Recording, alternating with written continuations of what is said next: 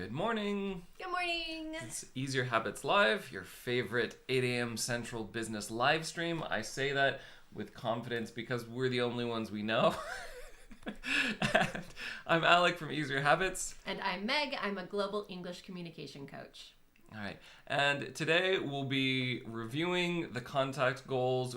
At the beginning of this week, we broke down an overarching goal of like how many clients we want into an action-oriented goal of how much outreach do you want to do every day, and kind of bulk assigning things to, like, whether it's posting or commenting or DMs into general outreach and trying to get 50 a day. So we'll talk more about that after the communication tip. Communication tip, yay. So this one is more of kind of a general, it's a little bit combination communication tip and business tip.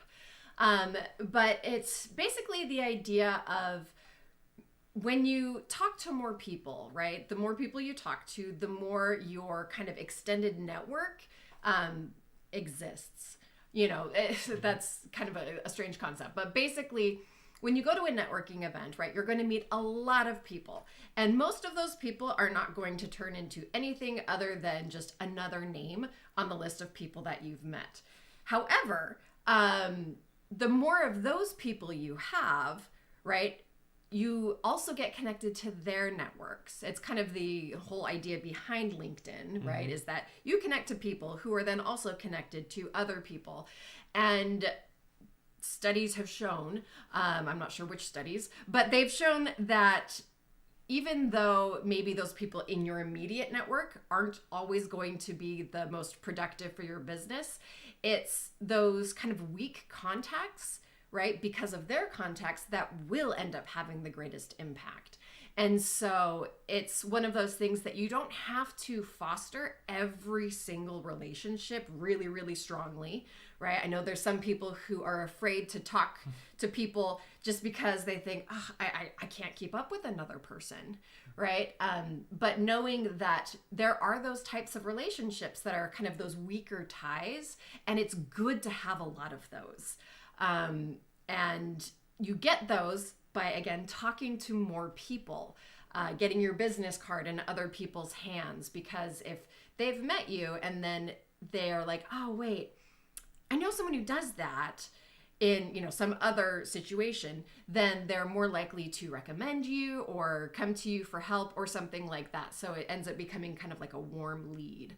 But again, it comes from talking to a lot of people. So if that's uncomfortable for you, right, practice doing it in safe spaces, practice doing it online, right, with people where you can't really see their faces. I love Clubhouse because they can only hear your voice.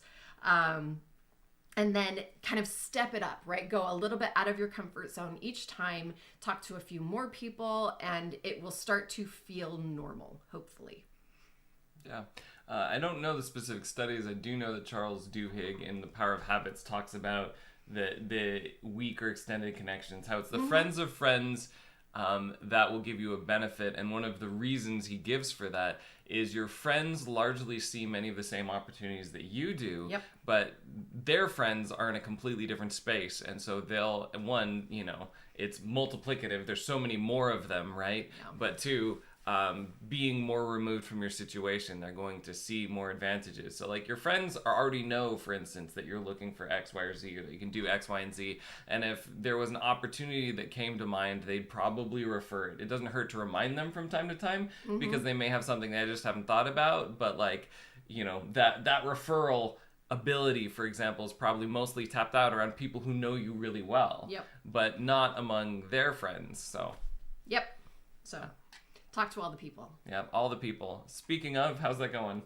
It's good. Oh my goodness. Okay, so yesterday after our thing, I went and took a nap because I had not slept very much the previous night. But then once I finally got back into things, I was able to, again, time box, and kind of work on, all right, I'm going to be making contacts, and I'm going to be, looking at the content that I have to update. I did more of the outreach just because I'd had less time, and I was trying to at least get like 35. That's because 50 was my original goal, and it's hard to get 50, right? Between all of the things. And so And now I've got people responding to me, right? And so then I have to like, and I was trying to think at first, okay, should I go through and respond to people who've responded to me first and then do my own outreach, or how do I do that? And what I kind of decided on was I'm going to go by platform, because I've been posting to a bunch of different ones. I've been DMing people on a bunch of different ones and commenting on, whatever. And so I thought, okay, I'm going to start with Instagram. I'm going to look at my Instagram messages. I'm going to look at responses to comments I made on other people's Instagram posts. I'm going to look at comments that other people made to my Instagram posts, and then see if there's any, specific messaging outreach that I can do there, and do all the Instagram stuff first. And then LinkedIn, I think, is what I did next. And then Facebook. So going through all of that. And honestly, I've done so much outreach in the last few days that I was able to get almost all of the 35 contacts yesterday just doing that. Nice. So yeah, that's kind of nicely sustaining, but it does still take time, right? And the biggest thing for me is to not let myself get distracted, which is why I decided to do one platform at a time, because then I could just close everything else out, just look at that one. And that did work pretty well for me. So that was good. I didn't get as much work done on content creation, unfortunately. So, it's kind of the give and take. The more I spend time on outreach, the less time I have on content creation. The more I do on content creation, the less I have on outreach. I need both. And our marketing consultant reached out to us and sent us all of the stuff yesterday. And so I've got that to work on as well. So there's a lot of things, and it's my birthday today. So happy birthday! Happy birthday to me! And so I'm gonna try and do some things that are just like for me. Going to the temple today, and not spend all of my day working, although definitely a lot of my day, because I like work. All right. Well, it's good that you're enjoying it. How does it feel to have this volume of people reaching out to you and interacting with you? It's awesome. There was one in particular from LinkedIn, from a Japanese business consultant, coach person that I'd reached out to. Actually, I think even before we started doing this, 50 a day, 35 a day, whatever. And he seemed really interested in doing some type of collaboration or something like that. And so the fact that he was like proactively reaching out to me this time, I was like, oh, well, that's cool. Kind of one of the reasons why I say talk to a lot of people. That's what brought it to mind. And so it's awesome. It is a lot, right? Because I have to kind of gauge how much focus and effort goes into each individual interaction and kind of figure out, all right, well, this is just someone saying hi, thanks, or something like that, and so I don't have to really think about something that's going to provide a lot of value there, right? So kind of meeting their level of value, I have to be cognizant of all of that. But it's fun. It's like, oh, people are talking to me. There's this isn't like social psychology or therapy or something, but there's a concept of like level plus one. Yes. Right? Where if you want to get to know someone, they have a scale of intimacy, and so you start with very casual comments, and if you want to have, you might find gaps of, I don't have very many relationships at this level. Yeah. So what you try is, people at the previous level, you just try and finding them, meeting them at the level they're at, and then try plus one, just something a little bit more personal, share something a little bit more personal with them, not like overshare, etc. But it's kind of like that in engagement, like level plus one, like how are they engaging? Hi, thanks. Well, like if I just say like, cool, glad you liked it, bye, like that's matching their level, right, of engagement.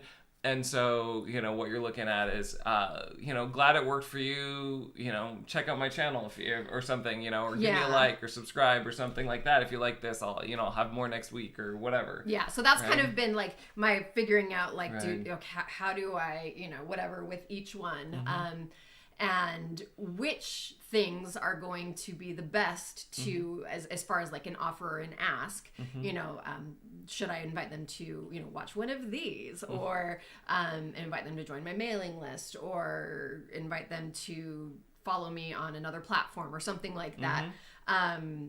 And so it's remembering all of this stuff at once is the thing that's starting to be like, there's a lot in my brain. And I can hyper focus and I can like completely just like, whoa, all the things. But having some kind of balance between those two is still a tricky skill for me. So I'm trying to figure out the best way to organize that so that I don't forget any of the important things.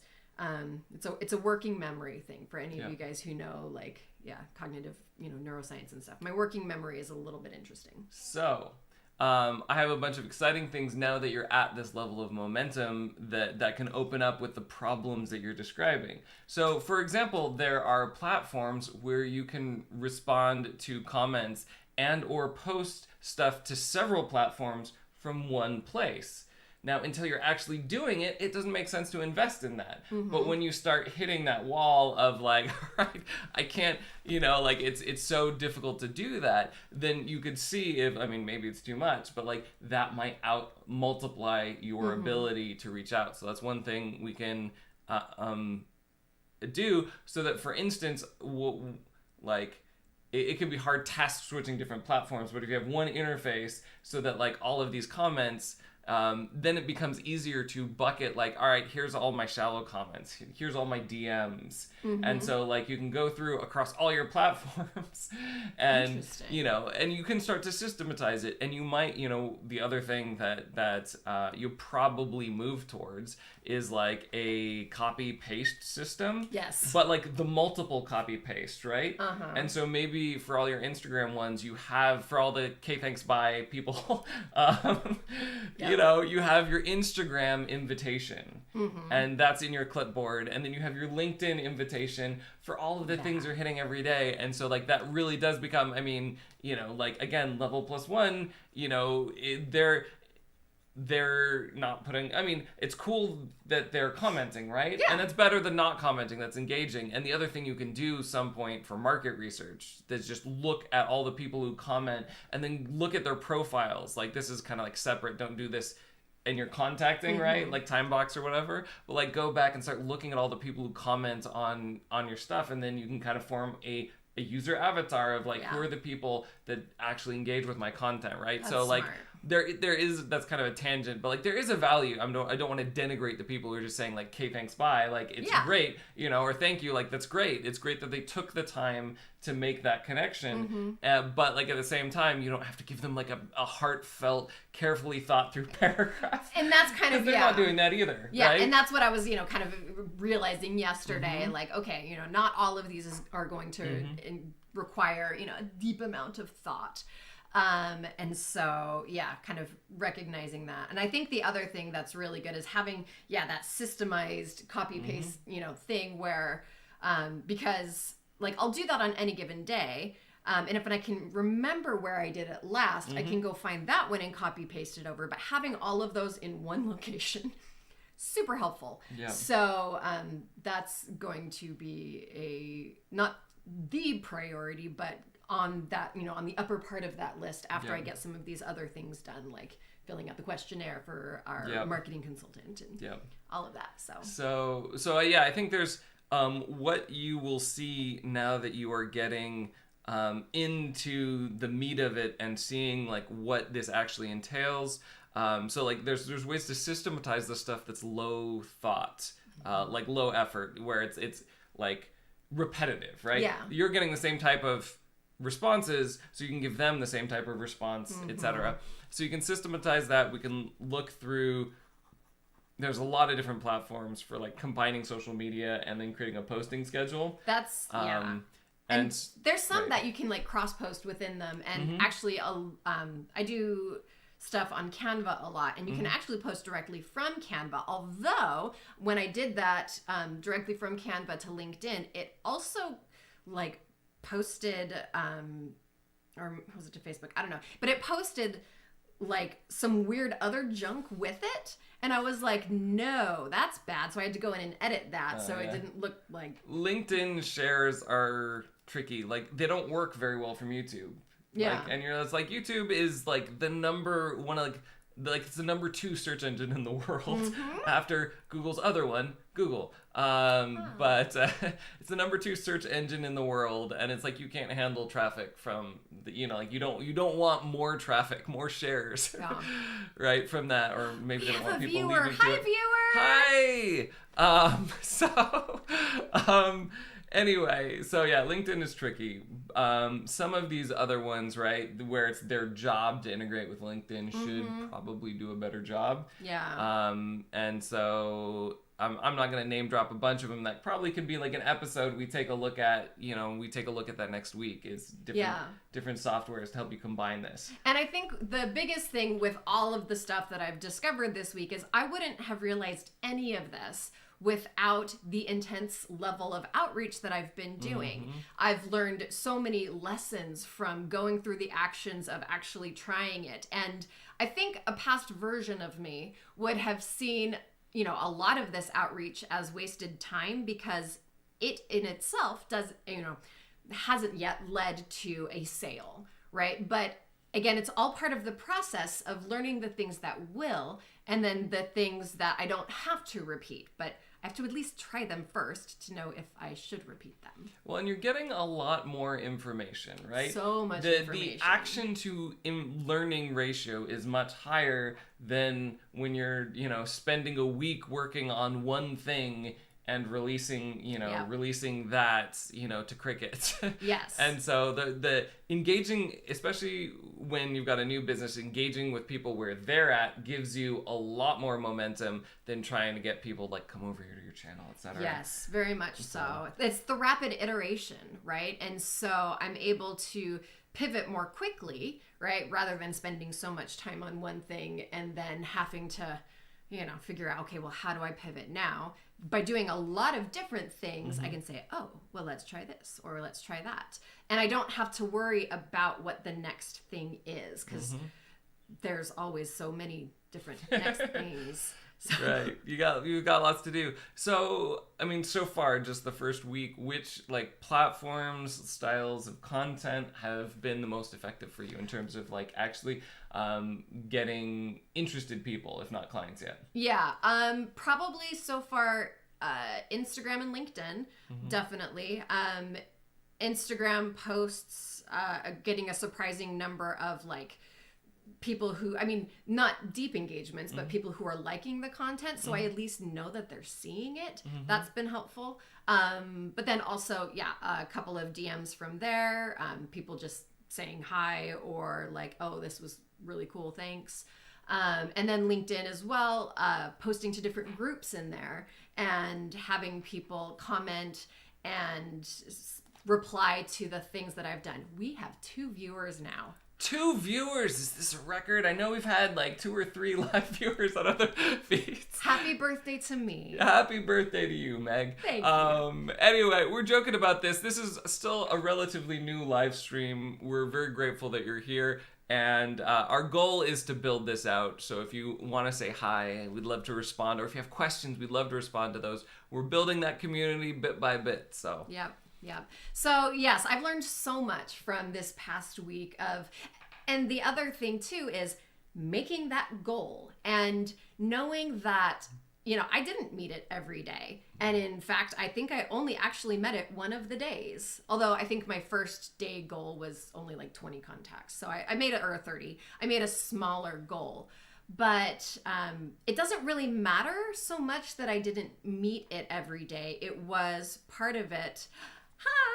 Hi. It was part of it just trying something, right? And so seeing that not as a failure, but as, I worked towards something and I got a lot of stuff out of that. So it's helped me reframe the way that I look at goal setting, right? Yeah. I used to think I could only make a goal if I know I can achieve it. There's power in making goals just to have something to work towards. And yes, try to achieve those goals. And it's okay if you don't. Yeah. Well, and we'll get to that. I think, I was going to talk about that but there's so much good that came out of trying it, right? I want to focus on that first. And the other thing I'd like to do is kind of just paint the picture of like where this is going and why, you know, even 100 might be possible someday. Yeah. So, right, we've already like seen some low level efficiencies just in terms of like technology. If we could do it in one platform, if we could have like a copy and paste invite so that you have a invite. Oh, another hi, thank you.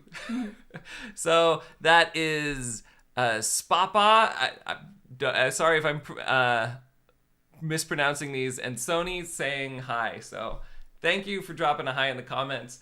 The other thing that's going to make this possible is not just the systems, but what's going to happen as you keep doing this at volume. That's how you develop skill. Yeah. And so you will have to, all of this like clutter in your brain, that will disappear, because the difference between someone who is a novice and someone who's an expert is not that the expert is considering more things. They're actually considering fewer things. They just have learned what matters. And so they're able to quickly respond appropriately to that context. They understand the right solution for that context. Whereas a novice is thinking like of all the possible solution spaces for all contexts, most of which are not useful in this situation, and the total volume of which can be paralyzing. Yeah, well, Right. and there were points this week when I was like, not knowing which thing to focus on, not knowing what my next step should be. But the Dr. K gamer therapist dude, I read or listened to his thing on making decisions, and how so much of, you know, people struggling to make decisions is not actually struggling with the decision, but the attempt to not have to make the decision, which that was a huge revelation for me. And so I really did practice fast, rapid decision making. And that was a good thing, you know, knowing that it was okay if I ended up being less efficient, right? Or seemingly less efficient, because it actually would end up being more efficient. Right. And specifically, I think what you had mentioned about that was that the temptation is to try and know so much about the situation and amass so many pros and cons that like you don't have to make a decision. There's a clear answer. But a lot of times there isn't a clear answer, so this is just spinning your wheels, and making the decision early will allow you to take a lot more action, which ultimately results in more feedback and more learning. Yeah. So Sony actually had posted something just a second ago. You deleted it, but it's a really good thought, and it's that idea of when you have so many thoughts in your mind, right? They take up a lot of space, but as you take actions on those thoughts, right? They can disappear. And it's amazing the power of taking action on those. It's also something that you can get from writing it down, but I find that it's still not quite as effective just writing it down. That's helpful, right, to get it out of my mind, but it's still there. Until I actually finish it, then my mind says, okay, you're done, and it leaves my mental clutter. Yeah. Well, your brain is actually very well calibrated to ignore things. Like at any given moment, your brain is ignoring most things it could be paying attention to. And what is really uncomfortable about moving into a new space, performing at a new level, you know, et cetera, getting out of your comfort zone, is all of a sudden it doesn't know what to pay attention to and what to ignore. So you're bombarded by all of these options, and it's uncomfortable. But the way through that discomfort is enough experience that your brain naturally picks up what is important and what is not. And you can journal, you can reflect, you can get, you know, coaching is another one of those ways to like speed up that process so that you're getting back to, I can focus on this and ignore these things, right? Those are all ways you can process it. But at the end of the day, what you need is enough experience and comfort with that. And then eventually your brain, the natural engine of ignorance that it is, learns to ignore all this irrelevant data so that you can focus on what's most important. And that's part of the reason why volume goals over quality goals are very, very important in the beginning. Don't try and do something to a standard, try and do a volume of it, and then you will be able to learn through experience what the appropriate standards are. Yeah, well, and And thank you for reposting, Sonia. I really appreciate that. Because the other thing is that concept of a mental burden or a mental load, right? So even if it's not something you have to do now, and this is something I learned as a life coach, right? When I created this big life map, figuring out where you are now and and where you're going. I called it the brain cleanse. It's fantastic. But it doesn't matter if you don't have to do it even immediately, but just it being in your brain will add just an extra little bit of a burden. And so one of the things that we switched up this week is you took over grocery shopping and meal planning. And even though that seems like, it's only, I don't know, actually it's probably like 10 hours out of my week, let's be honest here. But the mental load of not having that has been so huge in helping me focus, because I don't have to plan when am I going to go to the grocery store? Okay, if I have to go to Costco, I have to get there at like 9:50, so I'm there right as the doors open so that I don't have to wait in a really long line to check out because Costco's insane. And make sure not to go on a Thursday because that's when their new deals usually come out. And right? I'm not dealing with all of that yet. She does a better job of it. But what am I going to cook? What are we running low on? All of that. And it's not even been in my brain, and so I've had more time to focus on things like cleaning my room, which All right, we'll get into that another time. Yes. But anyway, so that's all to say you will have systems that once you're running into a problem enough that you actually would benefit from making the system, like the opportunity arises, right, to make those efficiencies. You're not going to think through them, or you're not going to think through the right ones before you experience where your bottlenecks are. And then on top of that, with experience, what you're going to get is again, your brain will streamline this process. Even if it's uncomfortable at first, it just takes practice. Yep. So. And Spapod just wrote, and yes, oh my goodness, there's an idea that I had in my mind, and it's been very uncomfortable.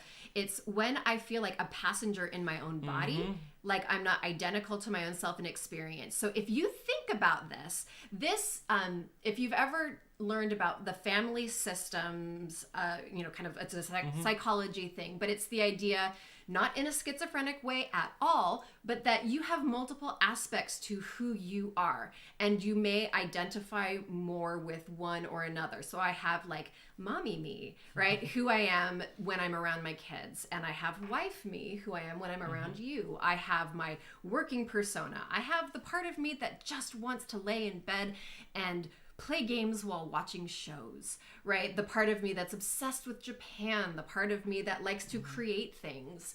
And when, various parts of those are kind of front and center, especially that part of me that worries, right? These other parts of me that want to be doing things feel kind of trapped, right?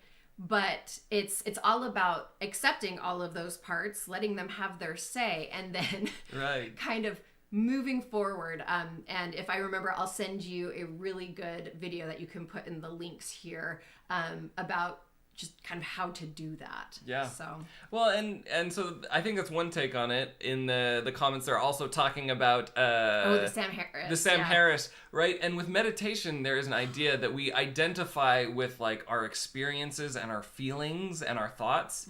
But if you take a step back and meditate, there is something that is observing those thoughts, right? And if you identify with that, then you can have emotions without feeling like that emotion is you, is controlling you, is overwhelming you. Like, and it's interesting, like you mentioned, that feels very uncomfortable. It does feel a little bit dissociated. We're not used to that.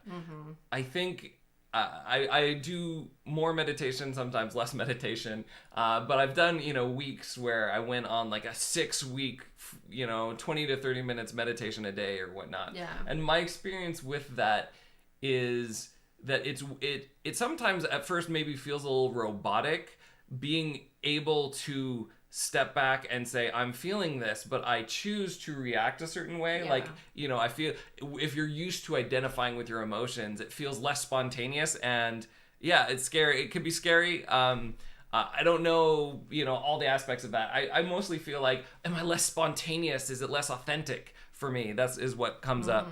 But yeah, why are we not feeling anything when we've achieved all our goals? That is a different subject and a good one that we should come back to. Maybe I will talk about that as the business tip.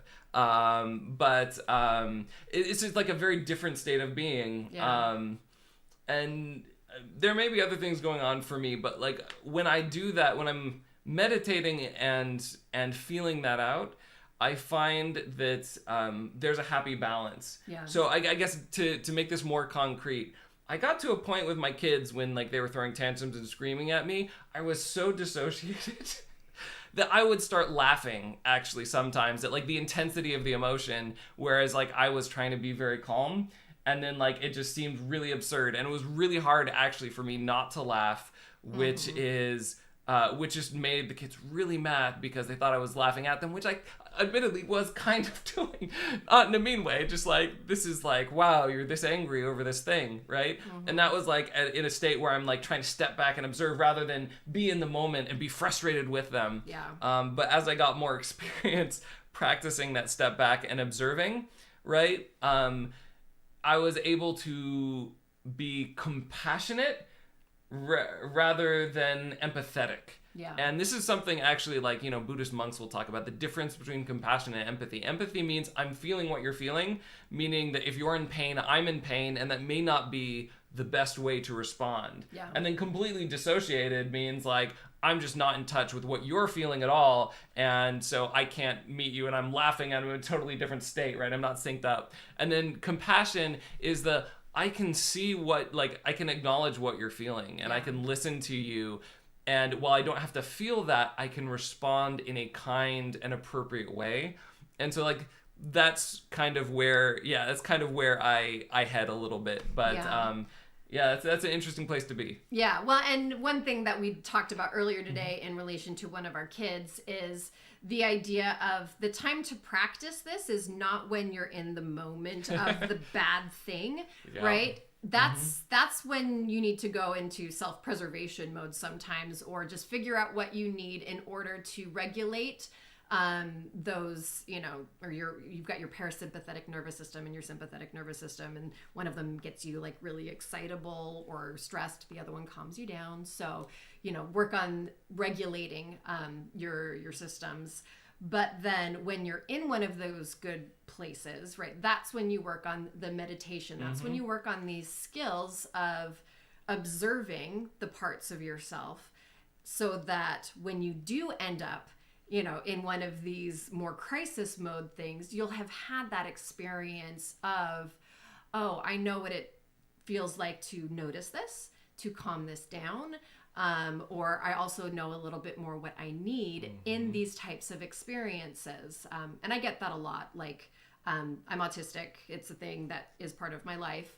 And I have a really hard time with noises and with just chaos. So things like sometimes, you know, and smells. Oh my gosh, going to church where everyone is doused in perfume makes me want to vomit and gives me a migraine. And to be able to stay, right, while I'm smelling all of this stuff, like it takes all of my concentration. And I'm not even focusing on what people are saying. But with noises, right, I've gotten to the point where I can figure out, okay, there's a lot of noise happening here. What do I need to do in order to calm my system? And I haven't learned all of the things. Like right now, even, you know, thinking about a few different things in my mind, I can feel my legs tensing up right now. It's just one of the things that I do. It's a progression. So, you know, but again, it's noticing those and having compassion for yourself as well, and recognizing that you don't have to be perfect. If I get stressed out at the grocery store because there's craziness going on, that's okay. You know, I'll make it home. I always have.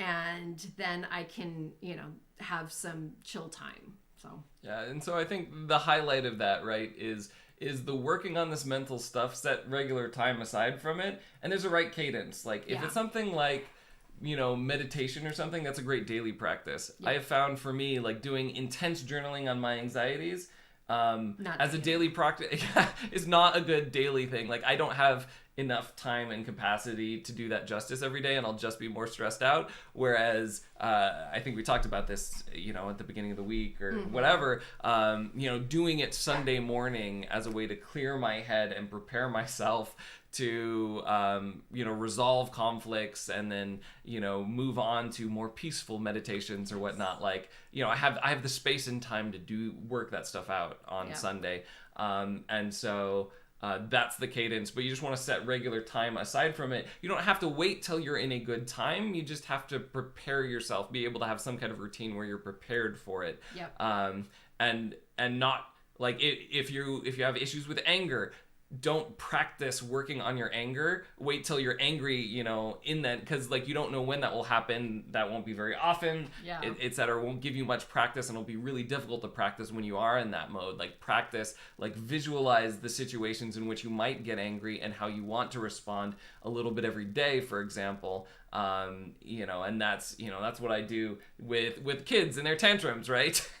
It's like, all right, I try and when they're having a lot of tantrums and I'm like, oh, I'm at the end of my rope, like, and thinking like, well, how do I want to respond to that? I'll set a goal for the week. Like, all right, every week this day, whether or not they have a tantrum, I'm going to visualize doing this in response to their tantrum. Yeah. And you ask, is there a proper way to meditate? And this is one of the things that I was so excited to learn, because I was always like, meditation doesn't work. I'm doing it wrong. How do I do it right?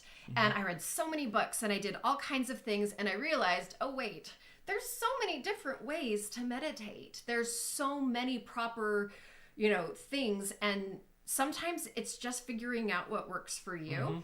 And we're kind of nearing the end of our time here, so we don't have time to get into all of it. But, whether it's a mindfulness meditation, sometimes I just like doing noticing meditations. So hearing all of the sounds around me and isolating them, and then, kind of letting them exist. I love loving kindness meditations. There's, visualization. There's focusing on your breath. There's a lot of different things. Sometimes there's the progressive relaxation. Sometimes I'll just focus on where the tension is. Right now I have tension in my jaw, in my legs, and a little bit in my neck. And I just feel that and let it be. I don't make it worse. I don't even really focus on it. I just notice it. Yeah. I mean, this is a deep subject. It's a tricky one because I think most people get meditation wrong. Like, you're supposed to feel peaceful. You're supposed to have an empty mind. Meditation is about having an empty mind, and that is a recipe for frustration. Would you guys like us to do an episode just on like the meditations we've tried and what works for us? We should do that. Would that be helpful? I want to do that justice. But the first thing is, like, the quick tip that I could give you now is that when you're meditating, it's not about having an empty mind. It's about letting your thoughts move on. And so, for instance, if you have intrusive thoughts in your meditation, they keep coming back, you're like, okay, you do whatever you do to let it go, and you bring your mind back to whatever you're focusing on.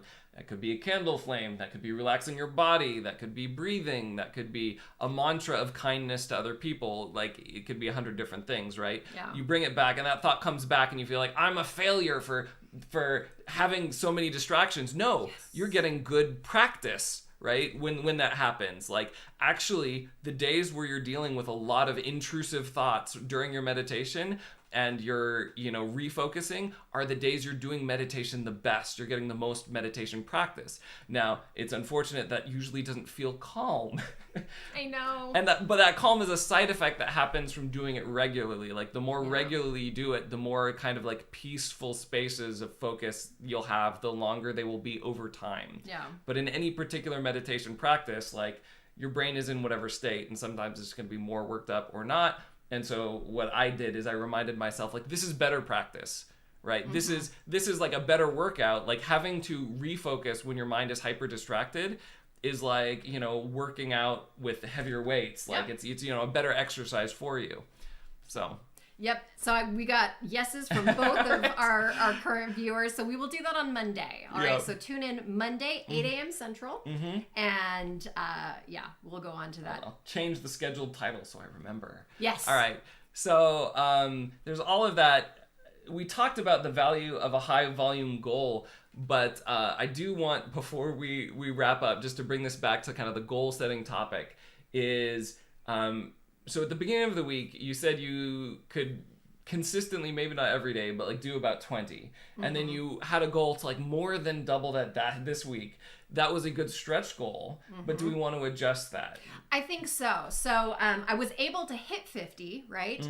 But I also, recognizing the different levels of engagement that I was getting from some people and not from others, I was realizing, okay, 50 is a lot, and given where I am in my, career development, because I really am honestly just starting this whole marketing thing, I still have to be putting out my content. And if I'm spending all 100% of my time on outreach, then I'm leaving that part behind. So if 50 is 100% of your day, basically, right? Yes. We want to change it into proportion to like the percentage of the day that you can do that, and then we can set goals like up the amount of people you talk within that percentage of the day.